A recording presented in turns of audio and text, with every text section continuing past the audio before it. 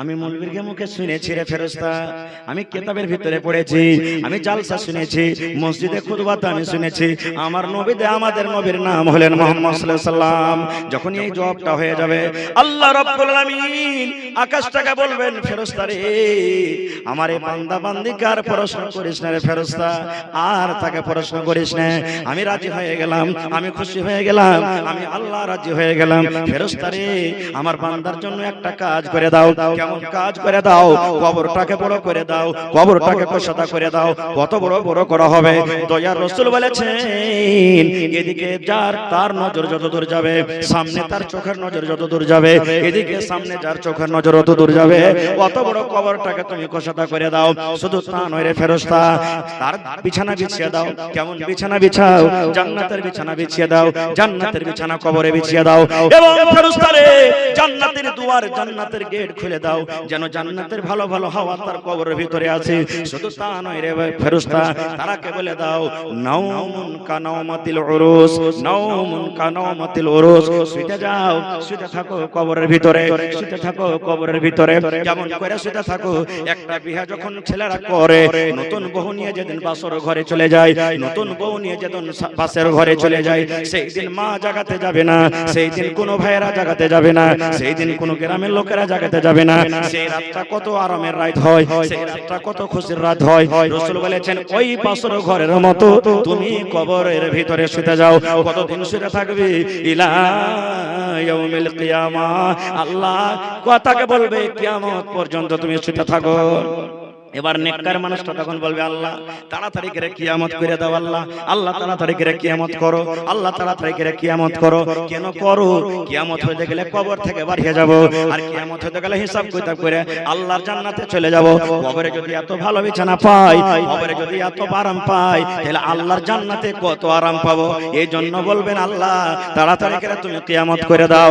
এবার গুনাহগার বলবে, আল্লাহ রে, কিয়ামত করিও না, আল্লাহ তুমি কিয়ামত করিও না, আল্লাহ কিয়ামত করিও না, আল্লাহ তুমি কিয়ামত করিও না। কেন? কবরে যদি এত শাস্তি হয়, কবরে যদি এত আযাব হয়, তাহলে জাহান্নামের ভিতরে কত আযাব হবে। আল্লাহ তুমি কিয়ামত করিও না, আল্লাহ এই কবরটা ঠিক আছে, তুমি কিয়ামত করিও না।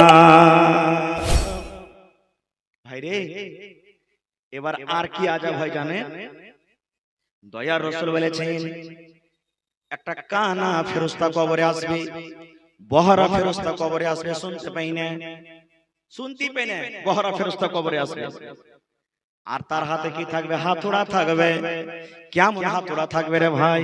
ওরে সুবহানাল্লাহ, এই দুনিয়ার হাতুড়া নয়, ওরে আল্লাহ যাকে আমরা গুরজ বলি, গুরজ বলি। দয়ার নবী বলেছেন, এত ওজন, এত ভারী হাতুড়া হবে, ওই হাতুড়া খানটা যদি পাহাড়ের উপরে রাখা হয়, পাহাড়ে যদি একটা বাড়ি মারা হয়, পাহাড় পিছে পিছে ছাতু বালি হয়ে যাবে। এরকম হাতুড়ার বাড়ি ওই ফেরেশতা তাকে কবরের মধ্যে রাখবেন, তাকে মারবেন, তাকে মারবেন, পিটবেন। ও হলো বহরা। কেন আল্লাহ তাকে বহরা করে পেটাবেন? এই জন্য বহরা করে পেটাবেন যে যখন তাকে মারা হবে, ও কত হাউমা করে চিৎকার করবে।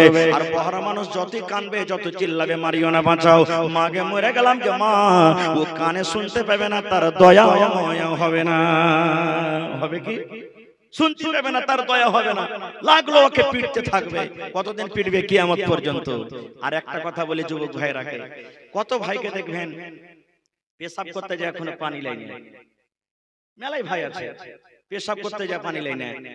ভাই রাসূল বলেছেন, পানি না পাও তো ঢেল লিয়ে যাও, ইট লিয়ে যাও, তুমি পেশাবটা এমনি করিও না।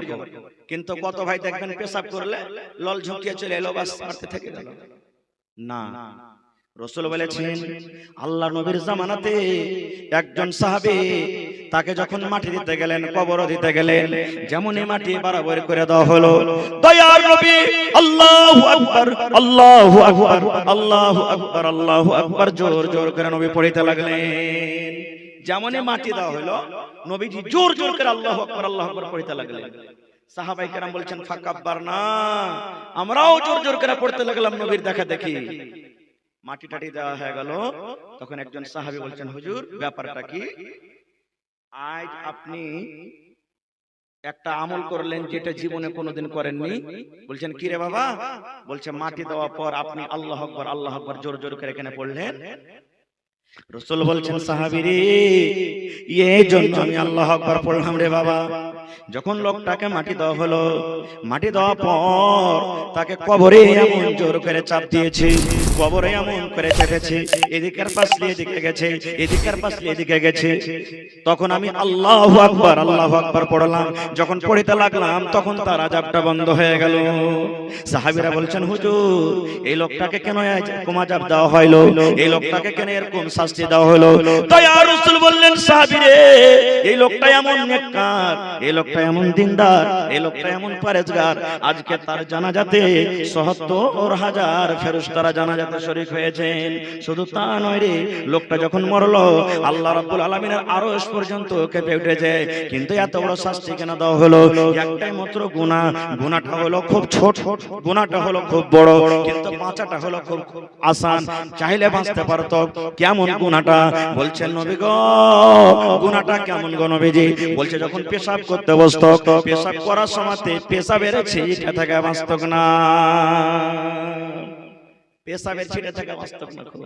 এবার আপনি বলেন ভাই মুসলমান, পেশাবের ছিটে থেকে না বাঁচার কারণে যদি এত বড় শাস্তি হয়, তাহলে আপনি যে পেশাব করে এলেন, পানি টানি কিচ্ছু নিলেন না, আপনার লুঙ্গিতে থাকলো, পায়জামাতে থাকলো, তাহলে হালাতটা কি হতে পারে?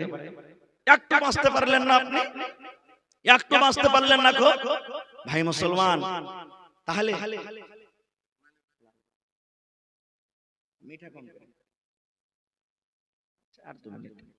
তো ভাইরা আমার, এই যে আমাদের আমলটাকে ঠিক করতে হবে ভাই। আমল ঠিক না করলে কিচ্ছু নাই ভাই।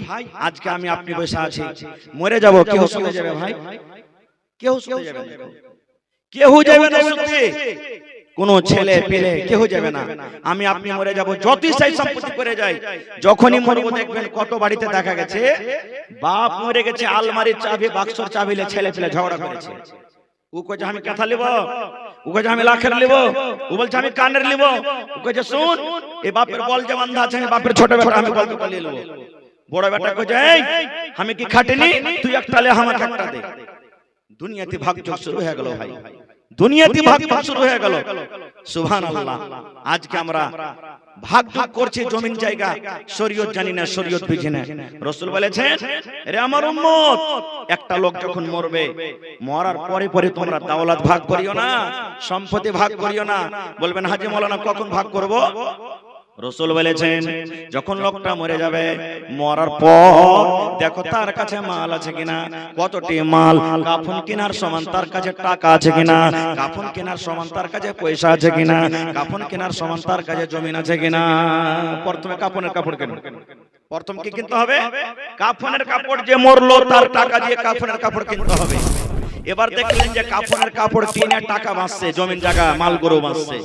রাসূল বলছেন ২ নম্বরে তার কর্জা দেখো, মাথাতে যদি কর্জা লিয়া থাকে, ১০,০০০ লিয়া থাকে, ২০,০০০ লিয়া থাকে, ১০ টাকা লিয়া থাকে, কর্জা দেখো।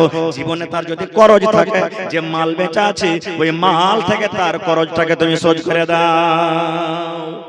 দুটা হয়ে গেল। এবার বলবেন মাওলানা করজ শোধ করার পরও কিন্তু এখনো মাল আছে। রাসূল বলেছেন ৩ নম্বরে দেখো ওয়াসিয়াত করে গেছে কিনা, ওয়াসিয়াত যদি করে থাকি ওই ওয়াসিয়াতটাকে তোমরা পুরা করে দাও। কেমন ওয়াসিয়াত?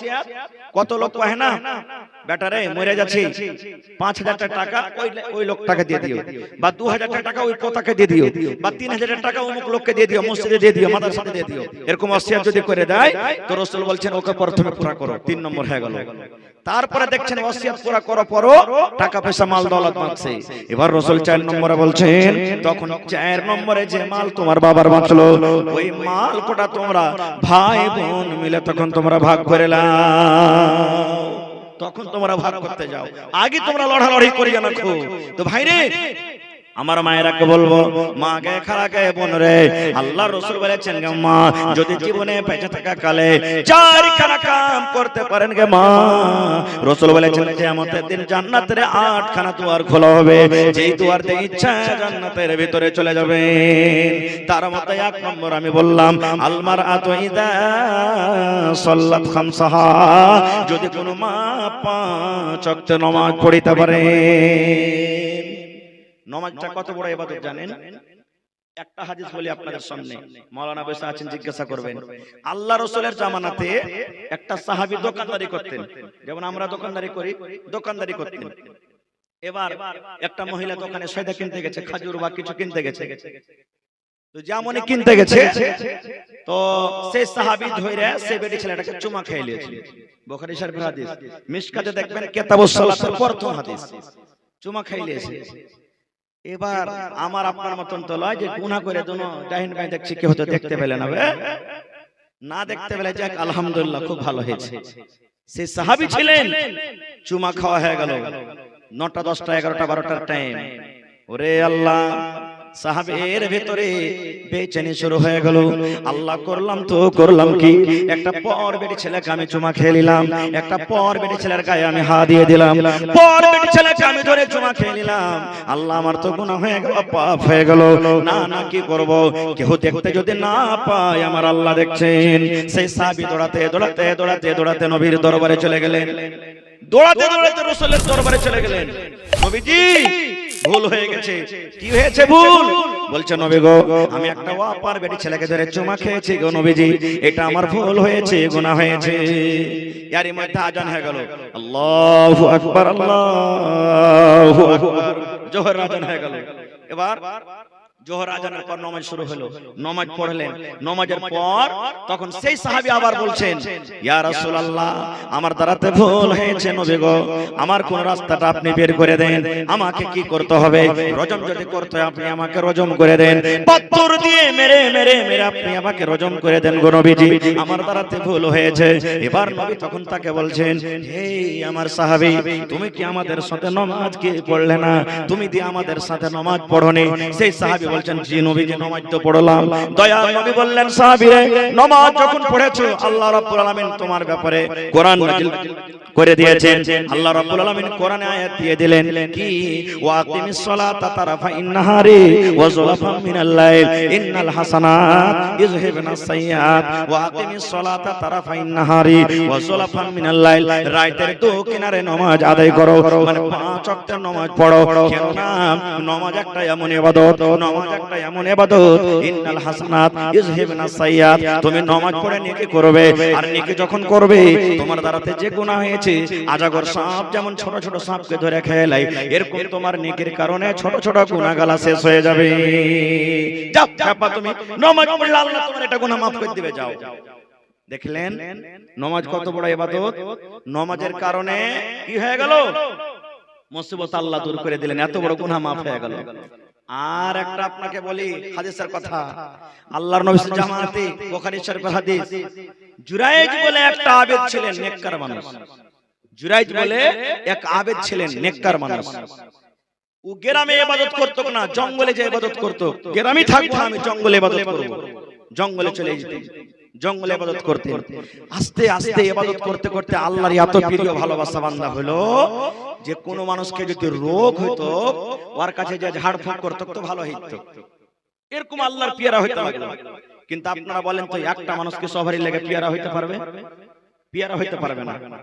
100টা মানুষের মধ্যে হয়তো 50টা মানুষ আমাকে ভালোবাসে, 50টা আপনাকে ভালোবাসে।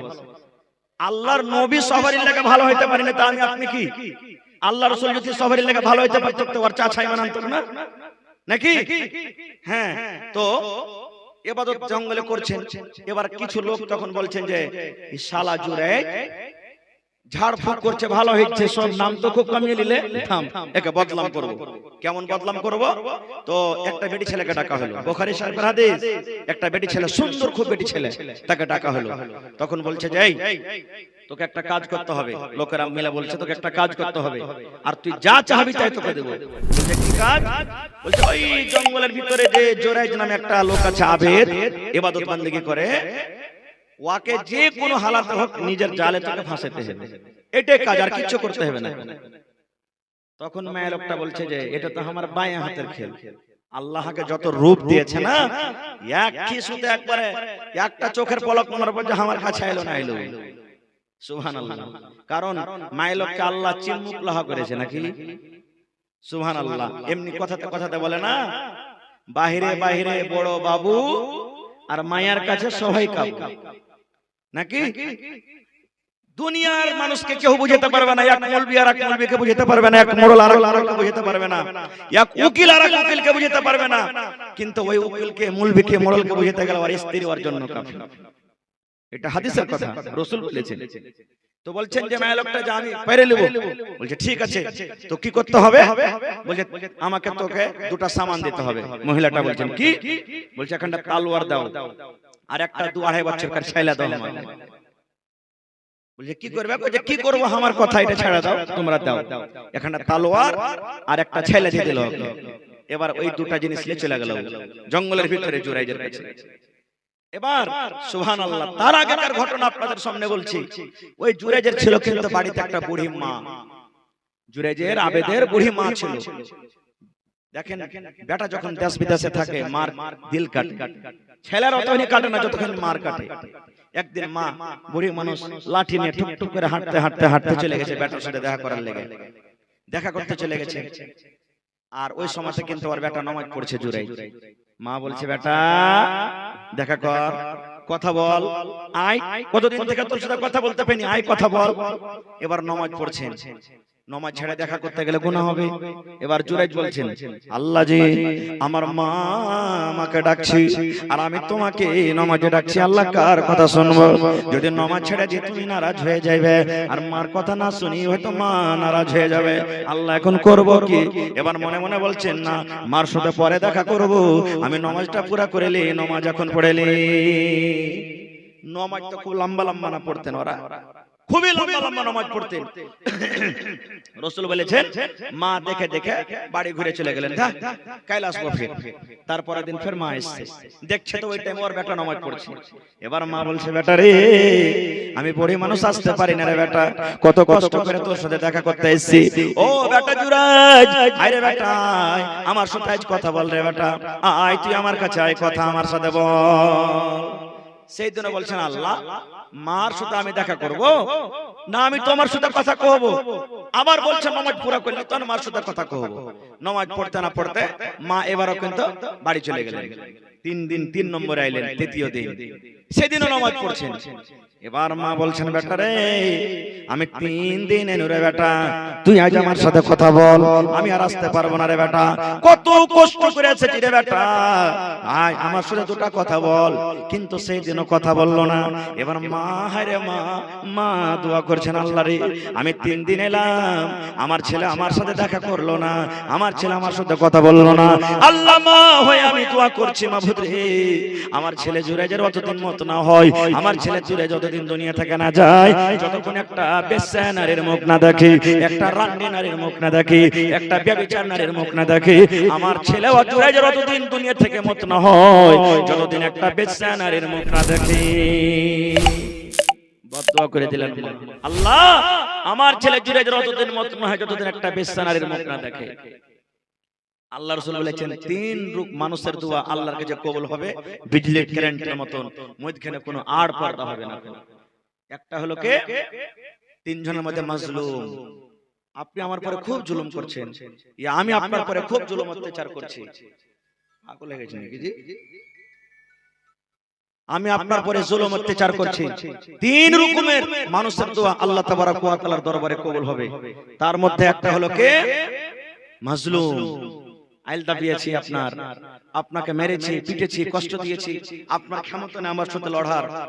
আপনি যদি আল্লাহকে বলেন মাবুদ রে আব্দুল জাব্বার, আব্দুল কুদ্দুস, হালেমা সাইদ আমার মুরগি মেরে খেয়ে নিয়েছে, আমার ছেলেরাকে ধরে ধরে মারছে, আমার আইলটা দাবিয়ে নিয়েছে, তাকে লড়াই করতে পারবো না, তাকে যুদ্ধ করে পারতে পারবো না। আল্লাহ গো তোমার উপরে বিচার ছেড়েছিলাম, আল্লাহ তার বিচার তুমি করে দাও। রাসূল বলেছেন এই মাজলুম যখন আল্লাহর দরবারে দোয়া করবেন বিজলির কারেন্টের মতন আল্লাহর দরবারে দোয়া কবুল হয়ে যাবে,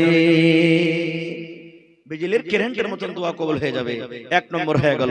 2 নম্বরে রাসূল বলেছেন মা বাপ ছেলের জন্য যদি দোয়া করে, মেয়ের জন্য যদি দোয়া করে, দোয়াটা নেক কারো নেক হোক কিংবা বদ হোক, আল্লাহ রাব্বুল আলামিন তার দোয়াটাকে কবুল করবে।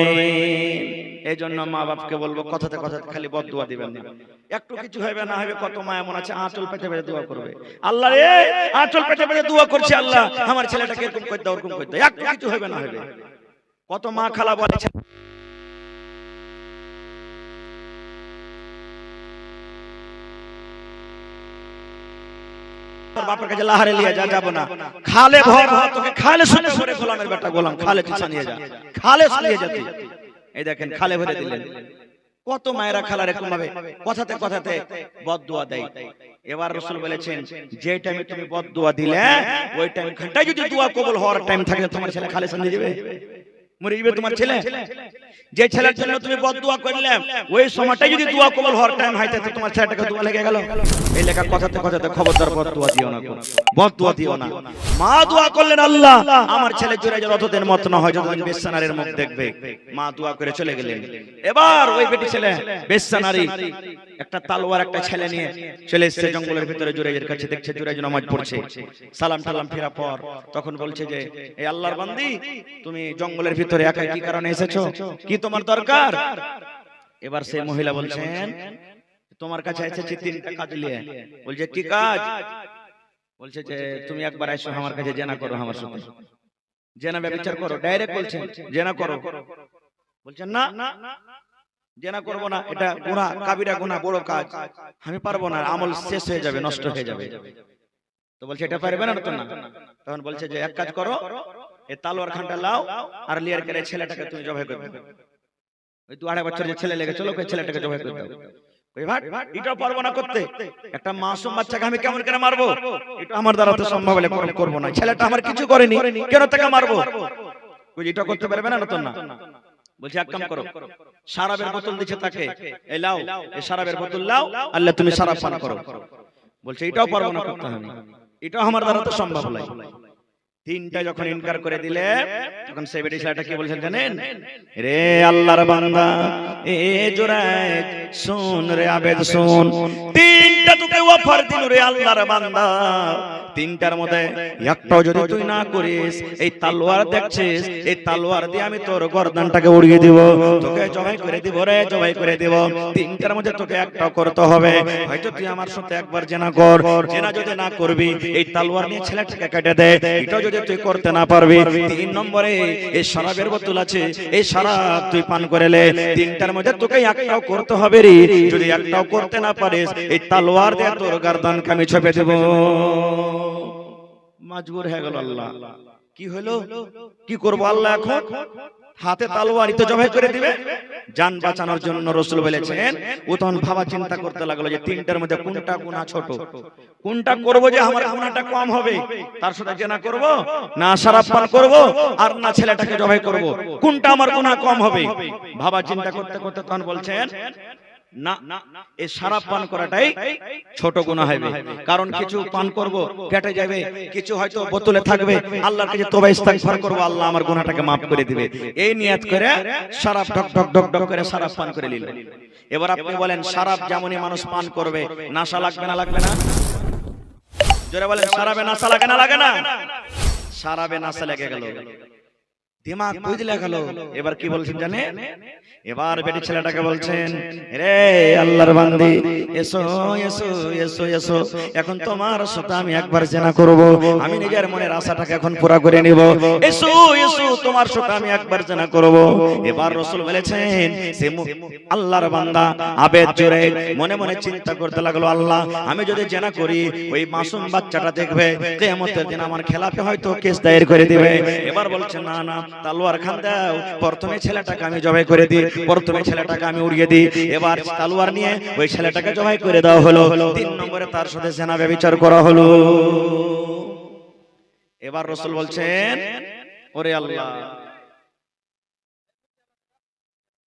ভাই আমার আল্লাহ বাচ্চা রাখে, ইনশাআল্লাহ আমি পরে যে একটা কথা আছে আলোচনা করব। তবে আজকে কয়টা রোজা হলো ভাই? জোরে বলেন 20টা। ইয়া কইছে রাত পড়ে গেছে, বেশি আপনাদের কাছে আমি চাহাবো না। কয়টা জানলা আছে ভাই এই মসজিদে? খিড়কি খিড়কি কয়টা? আর দুয়ার কয়টা আছে? গেট একটা।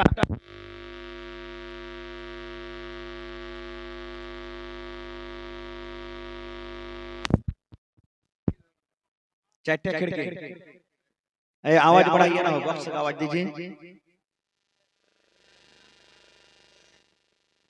भाई रे। चारटा मस्जिदे खिड़की আছে, এক এক খিড়কিতে মোটামুটি কয় হাজার টাকা করে খরচ হবে?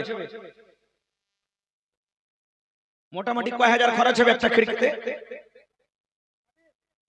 3-4 হাজার খরচা হবে নাকি? 5,000 মনে করে চলেন ভাই। চারটা আল্লাহওয়ালা কেউ এমন আছেন যে চারটা খিড়কি গোছে নেবেন? যে চারটা খিড়কি গোছে নেবেন আপনি, যে মৌলানা একটা খিড়কি আমি বানাবো, যা খরচ লাগবে মিস্ত্রি লকড়ি কেওয়ার গ্রিল যা লাগবে আমি দিয়ে দেবো, 3,000 লাগুক 4,000 লাগুক 5,000 লাগুক, 5-4টা লোক।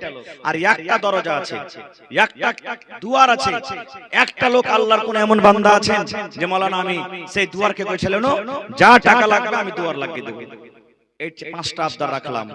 এবং দেখি কোন আল্লাহর বান্দা আছেন মসজিদে পালাস্তারের কাজ হবে নাকি, রং পেন্টের কাজ হবে, ওজু খানার কাজ হবে। ভাই দেখি 5টা আবদার রাখলাম, 5,000 করে 5টা লোক, আর একটা মোটামুটি 10,000 টাকা কেওয়াড়ে খরচা হবে। 10,000 টাকা, হ্যাঁ 2টা কেওয়াড় আছে, হ্যাঁ তো 2টা লোক 10,000 করে। আর আজকে ভাই 20 রোজা হয়ে গেল, একটা রোজার বদলাতে 1,000 টাকা 20টা লোক। দেখি কোন আল্লাহর বান্দা আছেন?